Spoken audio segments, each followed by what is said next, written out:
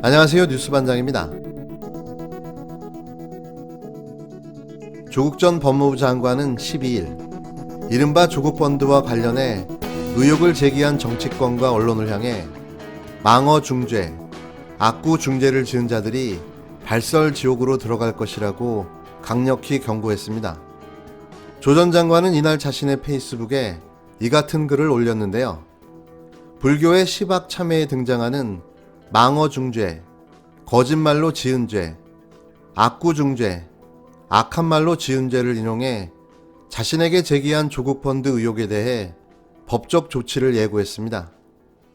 이날 조 전 장관이 언급한 발설지옥은 지옥의 상징인 염라대왕의 심판에 통과하지 못한 중생들이 떨어지는 지옥으로 상대방을 헐뜯는 중생들이 가게 되는 지옥을 의미합니다. 이곳에서의 형벌은 중생의 혀를 길게 뽑은 뒤 크게 넓혀놓고 나서 그 혀에 나무를 심고 밭을 간다고 하는데요. 이를 두고 조 전 장관이 관련 의혹을 제기한 정치권과 언론을 향해 사법 처리에 나서는 것이 아니냐는 관측이 나오고 있습니다. 조 전 장관은 이날 2019년 9월 3일 김무성 자유한국당 의원은 국회 토론장에서 조국펀드는 조 후보자의 대선 준비를 위한 자금을 만들기 위한 것이라고 주장했고, 9월 24일에는 홍준표 자유한국당 대표가 자신의 페이스북에 조국이 허욕을 품고 큰 돈을 마련하려 하다가 윤석열 검찰에 덜컥 걸린 것이라고 썼다고 지적했는데요. 이어 언론은 황당한 이 소설을 일제히 보도했다며 이러한 발언은 작년 하반기 보수야당이 검찰과 언론과 합작해 유포한 권력형 범죄 프레임을 강화하며 얼마나 사냥을 부추기고 독려했는지를 잘 보여준다고 비판했습니다. 그러면서 이러한 황당한 첩보를 누가 만들고 제공했을까? 대검 고위급 빨대일까?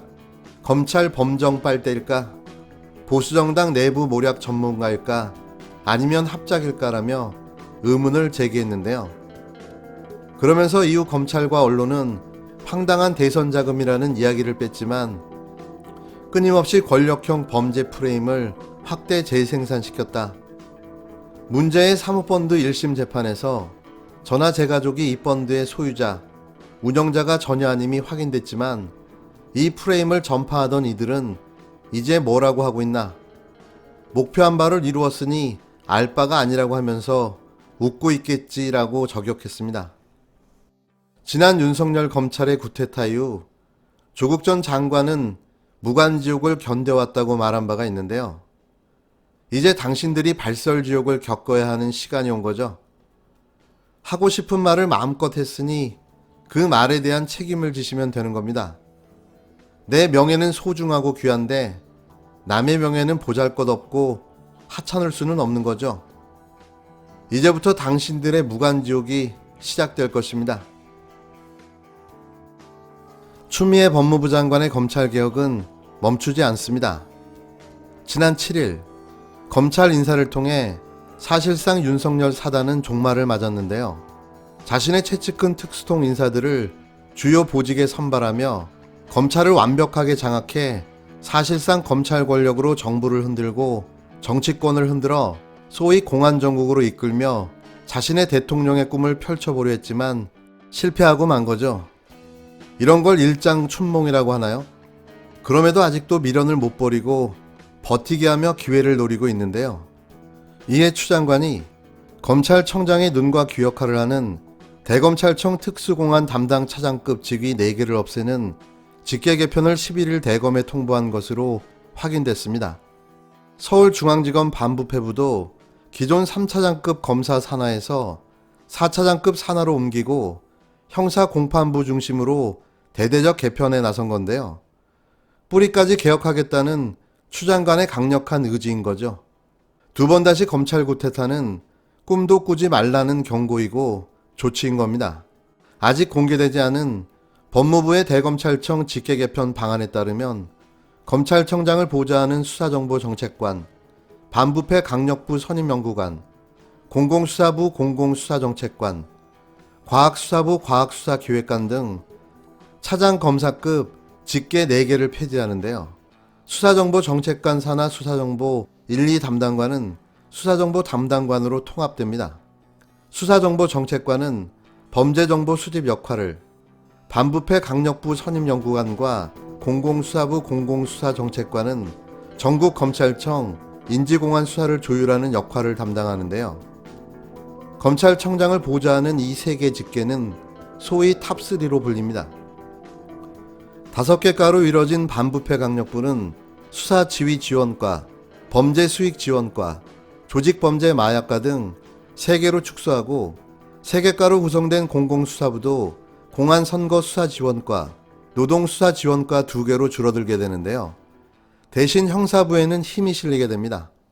차장검사급 형사정책관을 신설하고 2개에 불과했던 형사과를 5개로 확대하는데요. 공판 송무부 산하의 공판과도 1개 더 늘어나게 됩니다. 또 인권부를 없애고 인권정책관을 두고 그 아래 인권기획 담당관과 양성평등 담당관을 두는 방안도 포함되는데요. 서울중앙지검의 직계도 대폭 바뀝니다. 전통적으로 특수수사를 담당했던 3차장 검사 산하에 반부패 1, 2부, 경제범죄 형사부, 공정거래조사부를 4차장 산하로 옮기는데요.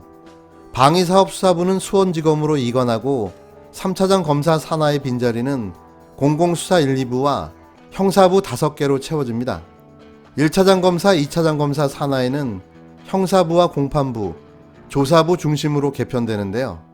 중앙지검 조직 개편에 대해 올해 1월 직접수사부서를 형사공판부로 전환했으나 차장 산하 배치는 유지됨에 따라 무늬만 형사부로 운영되고 있다는 지적이 있다며 형사공판 지휘체제 실질화가 필요하다고 나와 있습니다. 또 중앙지검은 형사공판부를 1, 2, 3 차장 산하의 분산 재배치에 형사공판부 업무 분담의 효율성을 높이고 민생사건 처리의 신속성과 충실성을 제고할 수 있다고 덧붙였는데요. 법무부는 이 같은 안을 이날 대검에 보내 의견 조회를 요청한 것으로 확인됐습니다.